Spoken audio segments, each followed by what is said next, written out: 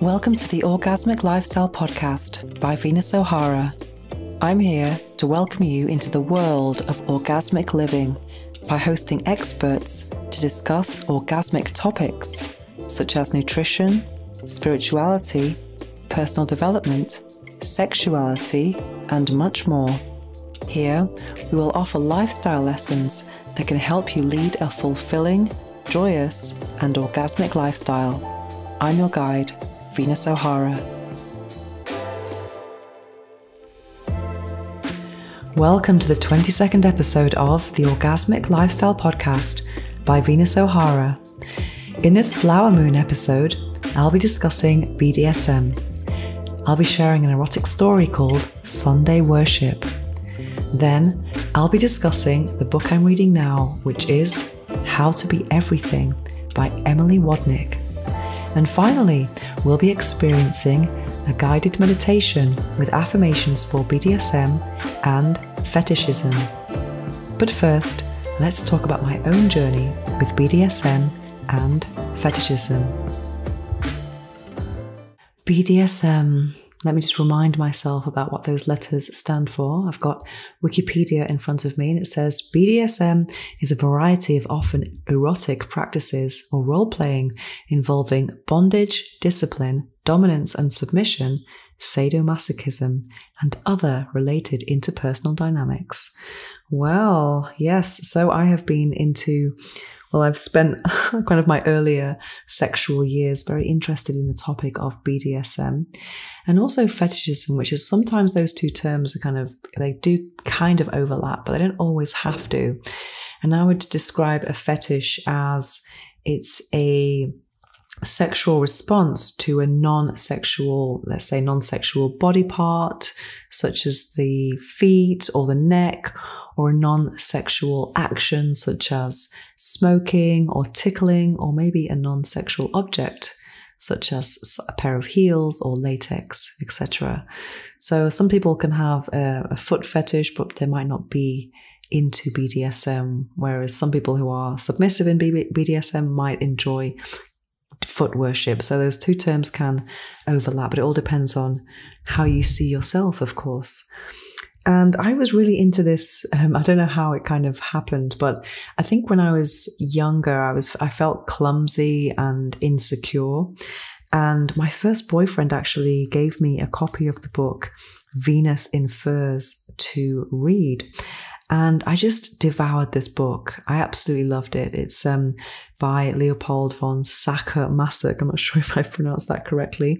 But this book is what inspired the word masochism. And it's a story about Venus, who is a redhead with green eyes and white skin. So I thought, oh, that's just like me. But she had this attitude which was very domineering. And she had lots of power over her slave or her sub, Severin, who's the male protagonist of the story.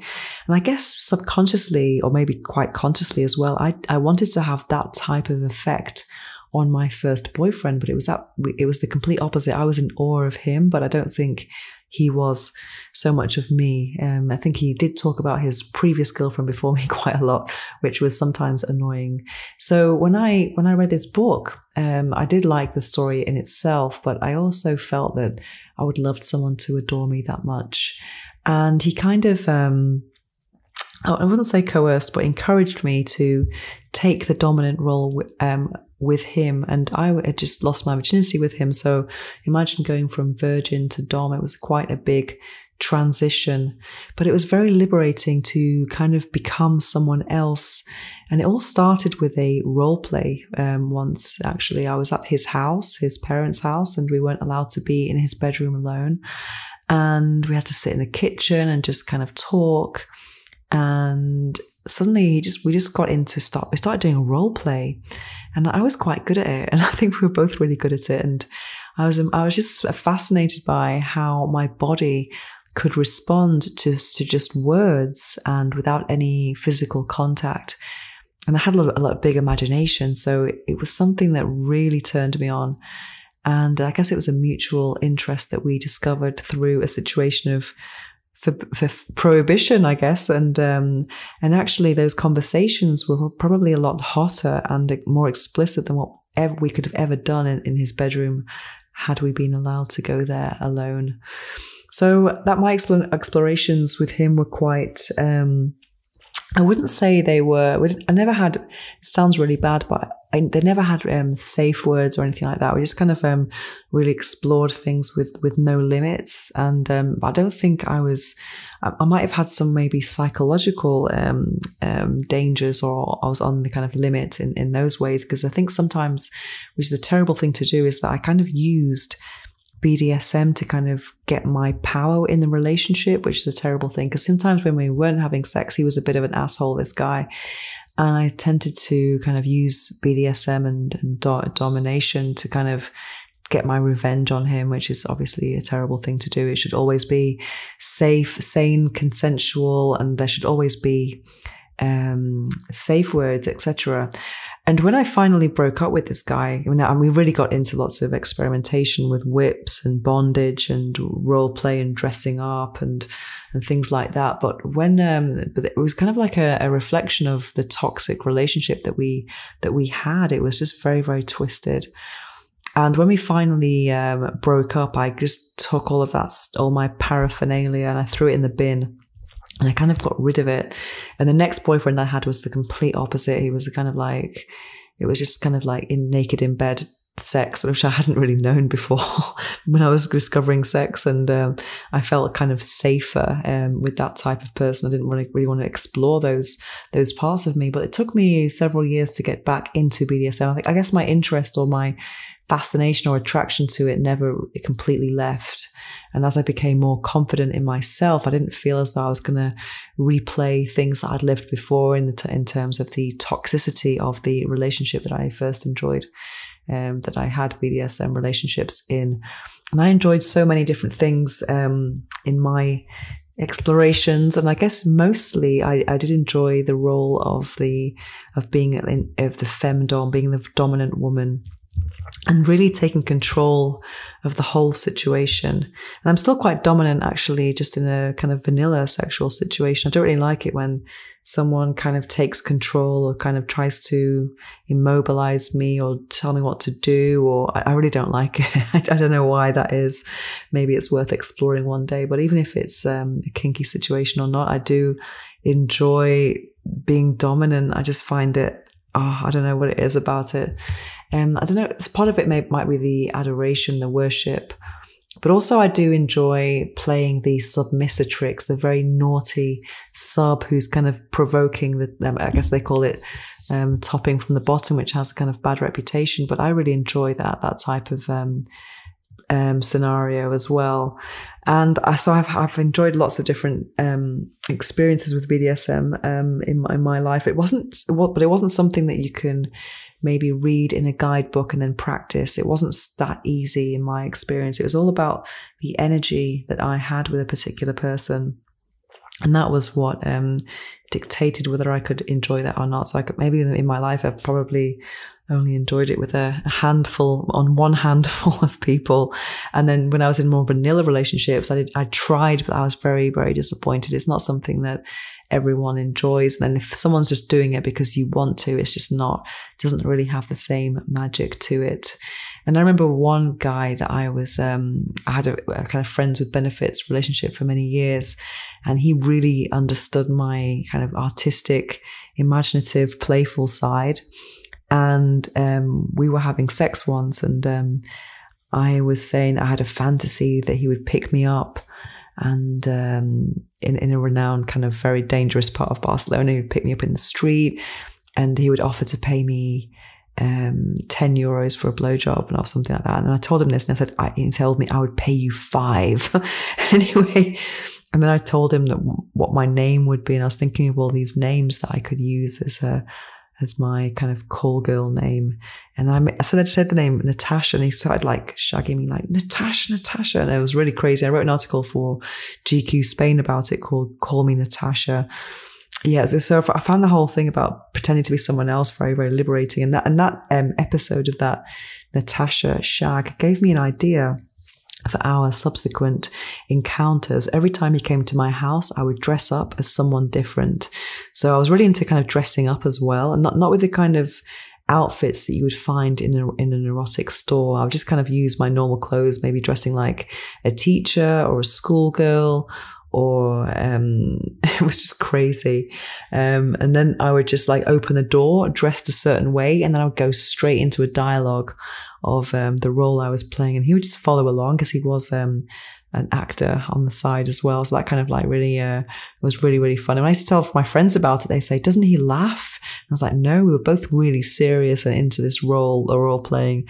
And I found that this whole thing got my mind, it was like my brain was the clitoris.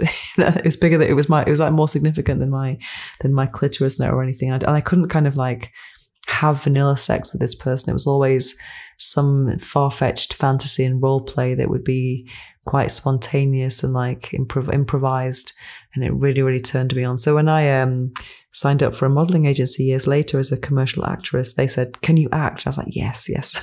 Just thinking about my role play experience. And interestingly, when I became more spiritual, I kind of how would I say, I just didn't feel attracted to the world of BDSM anymore, because I realized that part of it, wanting to dominate, was maybe linked to my ego and just the desire for some sort of validation or recognition that I didn't really feel that I had without it somehow. Whereas now I'm more into kind of, I like the fetish, the kind of the sensual aspect of it, because it's still very sensual BDSM. It's not just tits and ass. I mean, there's a lot of more attention paid on other parts of the body, the nape, the feet, all of these things. And the first time I actually used a safe word was many years later when I was doing a photo session for my website about tickling. And I was with a photographer who's a fetish photographer, and he's also a tickle fetishist. And he said, what's the safe word going to be? And I was like, oh, I don't know. I don't know. I've never used one before, even though I absolutely highly recommend it. It's not just a recommendation, but it's an obligation. I think it's so important to have consent in these types of sexual scenarios, because you just don't know what someone's limits are. I mean, people can just go along with things and then just like, because they don't want to make a scene, they just kind of go along with things they might not want to do. That wasn't really my situation, but I think it's incredibly important. But going back to the tickle fetishist, he asked me what past safe word I should use, and I was thinking, be nice. That was going to be the one. And then every time he's tickling me, he would say, don't you want to say the password? What am I saying password for? Safe word. Do you want to say be nice? Go on. He kept provoking me, so that put me in a kind of state of wanting to resist saying it as much as possible, to kind of maintain some control, as it were, even though I was immobilized and being tickled, which was really, really funny. And also I was really interested in the mental or psychological aspect of fetishism particularly, because I don't think it's about tits and ass and physical sensations that much. It's all about really what happens in your brain and your imagination, because I do consider myself to have a very developed and active imagination, especially where sexuality is concerned. And when I started my career as a fetish and erotic model, I wasn't really interested in showing all of my skin and being completely naked. I really enjoyed just showing just maybe certain parts of me, and a photo that wasn't in any way explicit or naked, but it had a fetish kind of connotation. For example, a good example would be, let's say, wearing a blindfold and having an open mouth. That type of image there's nothing X-rated about it, but you can imagine a million things in your mind about what's happening there. So it does end up being sexually stimulating. So I kind of liked to create photos that would help me to interact with my spectator and provoke the spectator in a way that's not just someone passively looking at a nude body. I really enjoyed that challenge of making things that weren't explicit to be erotic and enticing and provocative. It was really cool. And I couldn't really kind of settle on one particular fetish. So when I created my website, I created a fetish glossary of 50 different fetishes. And I always considered myself to be a polyfetishist, Because I did know people who were very into one particular fetish, and I thought, God, that's so boring just to be into one thing, one type of imagery only. And it must be kind of really boring to be in a relationship with someone like that who's only into one thing all the time. So I had many, many fetishes on my website, from sock fetish to different types of lingerie, leather when I wasn't vegan, and latex, blindfolds, nape fetish. I mean, I was really going for all the different types of, the very most popular ones to some that weren't popular at all, even bondage and things like that. But I had one big omission on my website, which was foot fetish, interestingly. And that was because I never used to like my feet. I used to think they were kind of wide, and I have kind of short pink toes that used to get very pink in the summer. And I remember one woman I used to work with, and she said, if you've got feet like that, you have to wear nail polish. And I was like, I felt very, very insecure about my feet. And they've always been quite wide, so I have to be very careful about what type of shoes I wear, because I walk a lot as well. And also walking a lot makes them kind of get pink in the summer, etc. So I've always kind of, I never felt that my feet could be erotically arousing or for anyone.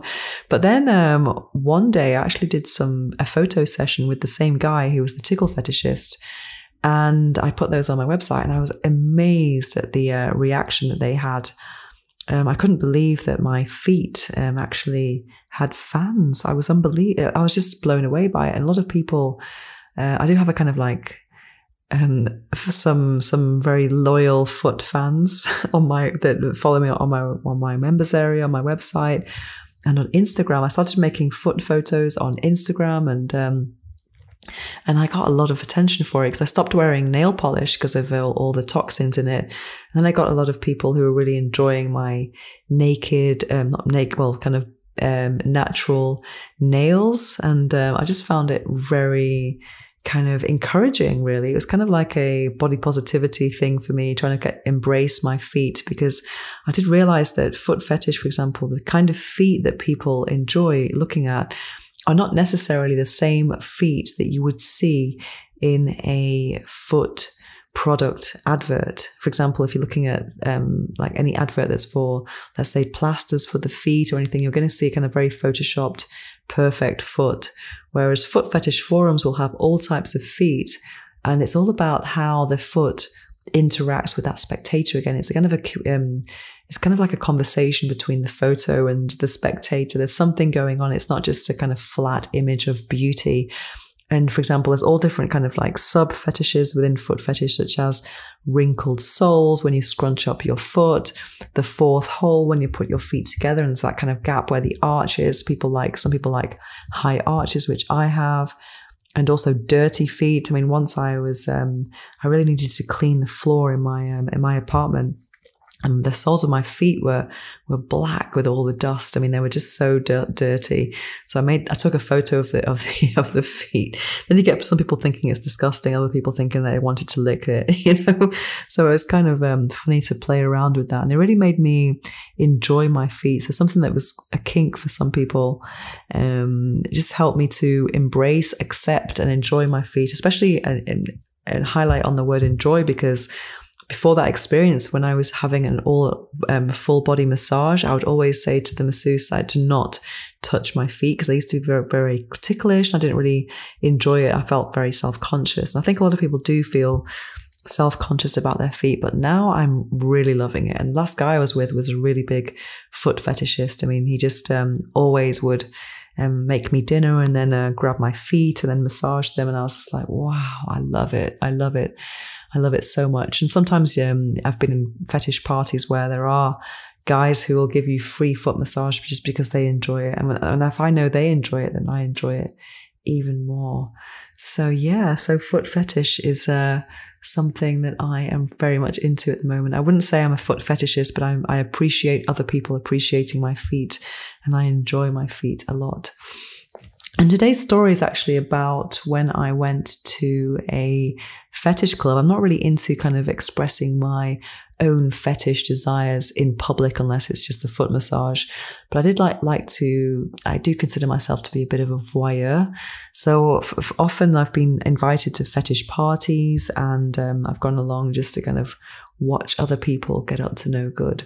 And today's story is about when I went to my local fetish club to watch one of my friends initiate her shibari fetish, which shibari is a type of bondage which uses, I think it's kind of Japanese knots. They're very artistic knots with rope, and also suspension, where the kind of fetish of being weightless and just being suspended in the air with all these knots and ropes. And it's a real art form.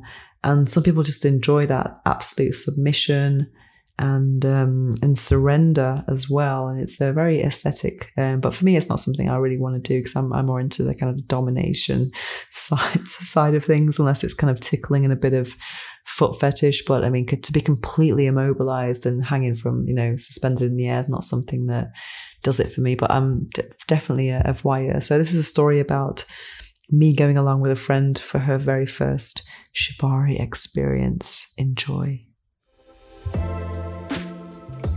Now it's time for this episode's erotic story, Sunday Worship by Venus O'Hara. Do you think they washed the ropes? I mean, I realised they must have absorbed sweat, other bodily fluids, and samples of random people's DNA. And now they're just lying on the floor, which is probably dirty as well. This is what a female friend asked me. We were part of the audience at an exclusive shibari event at my local fetish club on a Sunday afternoon. We were sitting in the front row and waiting for the show to begin. It was an intimate gathering of around a dozen people. My friend was a newbie in the fetish world, but she had a particular bondage fantasy that she wanted to explore. So she'd asked me to go along with her. As you might imagine, I was only too happy to oblige. I also began to wonder whether the ropes got washed regularly. Probably not, I answered her, but try not to think about it. She didn't look particularly convinced. Anyway, it was too late to get squeamish, because she was next in line to be tied up. Ahead of her was a woman in her 30s. I recognized her because I'd seen her in the bar only a few minutes earlier. She was alone then. Now, however, she was completely naked and displaying herself in front of a room full of strangers. "Is this your first time?" the shibari master asked her. She nodded nervously and made her way towards him. He was in his 50s, I guessed, an intellectual type with long white hair and a beard, a cross between Zeus and Santa Claus. As I looked on, I thought about all of those people who'd started their Sunday in a very different type of worship in mind, the kind that takes place in a church. After receiving a Catholic upbringing, I couldn't help but think about the similarities and the differences between the two types of ceremonial behaviour. In a church, for example, the cross is a physical warning against committing sin, as well as being a reminder of sacrifice. At the fetish club, however, people queued up to get tied to a cross purely for pleasure. They didn't need a statue of Jesus occupying the place. It was already set aside for a willing and compliant sub. That breed of submissive doesn't want to save the world. They just need to save themselves. At the club, the area set aside for the shibari demonstration seemed very much like an altar to me. Its ceiling-mounted hook and sturdy suspension rope waited for the next bound worshipper. The man in charge of tying had a priestly look about him. The woman receiving the sacrament of shibari and suspension had the eager expression of someone taking communion. Her nakedness was celebrated, not frowned upon. Strange and hypnotic music reinforced the earnest atmosphere. I noticed that we were all dressed in a kind of fetishistic Sunday best. All tight, all black, all shiny. At the club, refusal to adhere to that dress code denied you access. In church, however, they are much more tolerant. The pure ritualized nature of the club reminded me of Mass. Instead of having to get up early for that, at the club it was Sunday afternoon. The BDSM community has at least some consideration for your much-deserved Sunday lie-in. Being tied up and then suspended from the ceiling isn't really my thing, if I'm honest, but I'm still a greedy voyeur, and I do appreciate shibari as an art form. In particular, I admire its beautiful knots and the skill required to maintain consistency and symmetry in the rope work. But now, as I watched, I began to notice a great deal more. The energy that exists between the one doing the tying and the one being tied is blissful to behold. It was like being a mute witness to someone else's intimate, erotic moment. That felt like a supreme privilege. The trust and the tenderness I spied on was mesmerizing. I observed how she closed her eyes and got lost in her own private fantasy world. She surrendered to the shibari master. I also noticed the intensity with which he stared at her, protective, desiring, his nose lingering around her nape, taking in her scent. Then the first knots were tied and her arms were fixed behind her back. Her arousal was evident. She had engorged labia, and there was a telltale glisten between the tops of her thighs, and her breasts, tipped with hard nipples, rose and fell. Her breath quickened. The knot that marked the beginning of her suspension and weightlessness was finally tied. Now she was truly at his mercy. When there were no more ropes to secure, she was suspended, and it felt like a kind of climax. He gave her a little spin so he could admire the completion of another temporary masterpiece. It was a fleeting moment of fulfillment because there were other people waiting to enjoy their own experiences. Then, all of a sudden, I was suddenly aware of my own throbbing clitoris. The untying procedure began. I decided that nothing could better what I'd just witnessed, so I decided to make my excuses and leave. At the club, the Sunday worshippers are free to depart whenever they want. I told my friend, but she wanted to stay and have her turn. She didn't seem concerned about how hygienic the ropes were anymore. I went outside. It was still bright and sunny, a world away from the dark environment I just left. After taking a few moments to adjust, I made my way home to masturbate. After all that excitement, I decided that it was time to worship myself.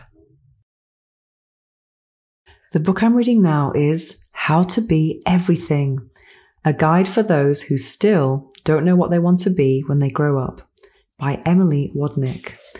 This is a story. It's not a story. It's non-fiction, and it's for people who are multipotentialites. Let me just read a little bit from the blurb. It says, having a lot of different ambitions, projects, and curiosities doesn't make you a jack of all trades, master of none. Your endless inquisitiveness doesn't mean you are broken or flaky. What you are is a multipotentialite, someone with many interests and creative pursuits. And that is actually your biggest strength. That's something that I absolutely identify with. I mean, just today on Instagram, I made a post about this. I wrote, I do so many things. I'm a writer, a video creator, a product designer, a podcaster, a voiceover artist, a commercial actress, a product reviewer, and a digital product consultant. I love everything I do, but it can sometimes be overwhelming to have so many interests and skills simultaneously. I've had to learn the art of time management and delegation, and it hasn't been easy. I've sometimes felt the pressure to specialize, but when I learned about the concept of being a multipotentialite, I realized that I didn't have to. So this is a real breath of fresh air to me to actually to learn that having so many different interests can actually be a good thing. It's very difficult to manage though. And I wanted to get this book because a lot of people around me that I spend my time with now, they've all been saying, how do you do so many things? They're kind of amazed. But for me personally, I don't really feel stressed out. And I've constantly been changing like what my daily tasks are in terms of work. For example, when I started my blogging journey in 2009, I was really focused on modeling and taking photos and acting and writing. Whereas now my content has completely changed. I'm doing more video, I'm doing consulting, I'm doing a podcast, I'm doing audio content, but still the message, the core message of my work is still the same. It's still about sexuality and overcoming taboos, etc. And also the content I share has kind of reflected my own personal sexual journey. So that's kind of cool. But I've just done so many different things in my life, and it has felt very fragmented at times. And sometimes I have so many things to do. Sometimes I don't really know how to organize myself. And I kind of, what I try to do is I try to kind of listen to my body and my mood. And for example, there are days that I feel like putting makeup on and getting dressed up and doing my hair. And on those days, I make videos and I do social media because I want to be seen. I feel like being seen. Whereas other days I just want to be behind a screen and not get dressed and not wear any makeup and have messy out of bed hair all day. And on those days I am the kind of the writer, the more kind of behind the scenes types of content creation where image is not an issue. But I do want to do so many things, and I'm just trying to do them in a better way. And I have been learning about the art of time management in the last couple of months. And it's been quite challenging, but I'm trying to kind of make a daily routine. For example, getting up and then reading and then emailing, then social media and then content creation. It's kind of like that pattern for me at the moment. And the content creation obviously changes from day to day and depending on my tasks, but it's very, very challenging. Also had to learn about delegating as well, because before my current situation with all of those tasks, I was doing even more. I was editing my videos and I was doing website stuff on WordPress, and it's just like, oh, it's terrible. It's been, well, I'm not, it's kind of good to know how to do these things, but I don't think I need to. And I remember once I went to a co-working in 2019, and I was editing a video, and the guy was sitting next to me saying, and he said, "Why are you editing your own video?" And I was like, "Because I do everything." And he said, "You should outsource it." So he told me about an incredible website where he outsources in the Philippines, and now I have a whole team working for me.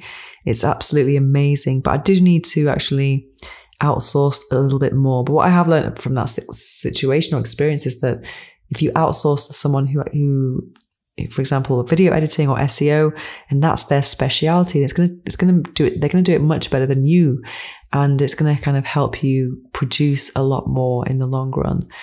So, but you still have to kind of manage these people who work for you as well, and keep your eye on things and make sure things are done in the way you want them to be done. And also I think multi-potentialites are probably good at being CEOs of companies. I'm not really at that stage yet, but I'm more kind of bohemian content creator. But still, it's good to know a lot how different things work. And I'm trying to, hopefully, when I read this book, I'm going to turn my multipotentialiteism into something that is actually a virtue. Because just now when I put this on Instagram, someone wrote, "I have the same problem." Whereas that's the kind of like the mindset of this is like, it's a problem not to be specialized in something. Whereas I'm hoping to turn something that I myself thought of as a problem into something that's one of my biggest assets.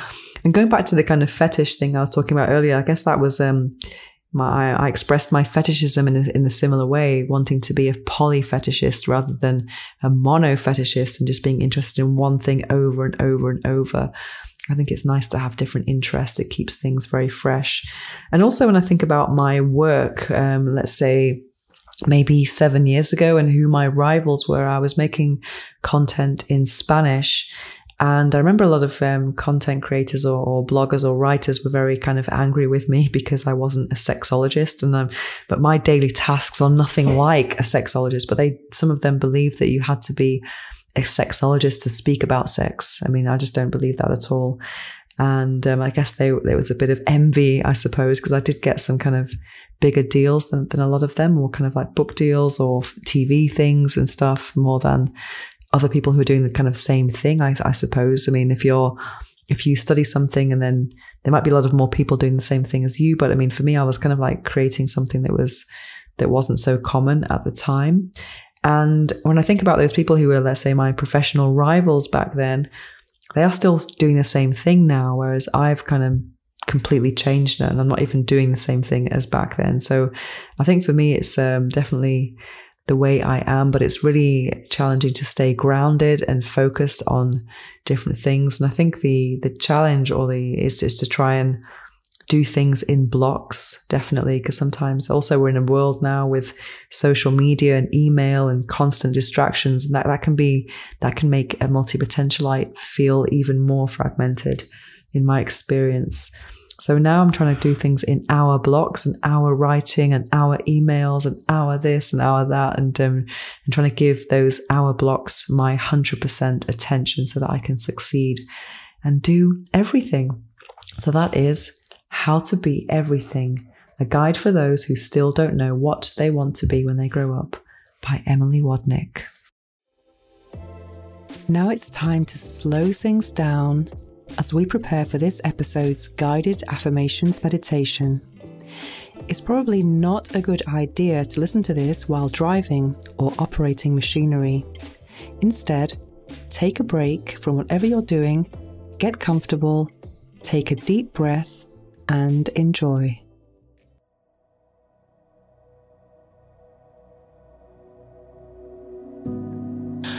I enjoy exploring my fetishes. I explore my sexuality in a safe, sane, and consensual situation. I am comfortable in my sexual and relationship identities. I am grateful for my body and the sexual pleasure it provides me. I enjoy exploring my kinks. I respect my limits. My sexual desires are important. I enjoy exploring my fetishes. I explore my sexuality in a safe, sane, and consensual situation. I respect my partner's limits. I use my safe word when it's necessary. I am sexually confident. I am able to express my sexual preferences. My sexual desires are important. I enjoy exploring my fetishes. I explore my sexuality in a safe, sane, and consensual situation.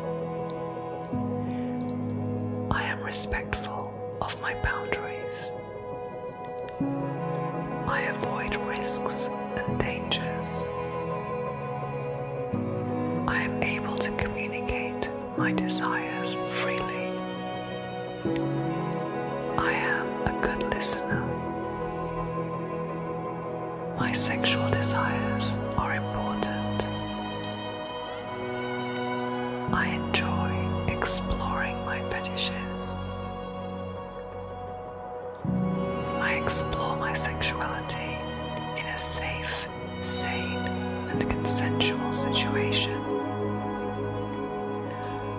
I am enjoying my body. I am grateful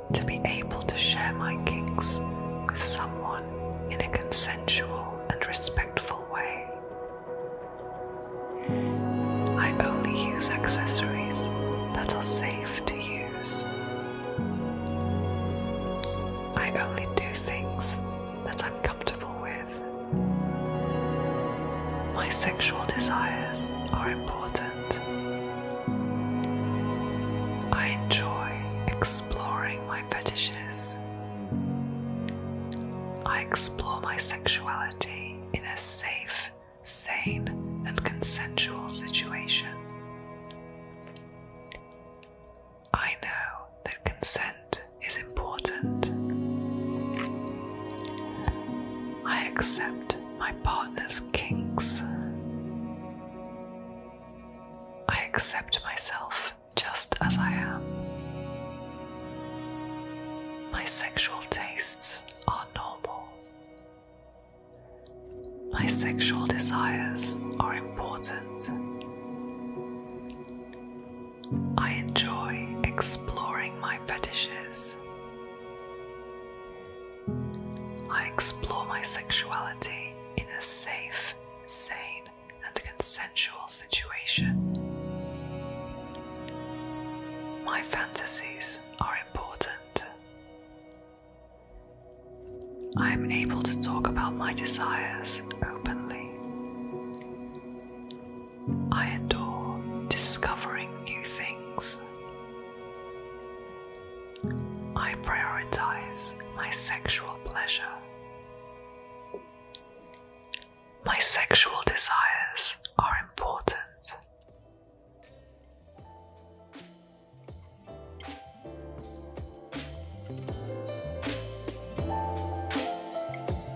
To find out more about me and my orgasmic lifestyle, visit venusohara.org or follow me on Instagram at instagram.com/venusohara. Make sure to search for the Orgasmic Lifestyle Podcast by Venus O'Hara in Apple Podcasts, Spotify, and Google Podcasts, or anywhere else podcasts are found. Make sure to click subscribe so you don't miss any future episodes. Thanks for listening, have an orgasmic week, and make sure every day is a climax.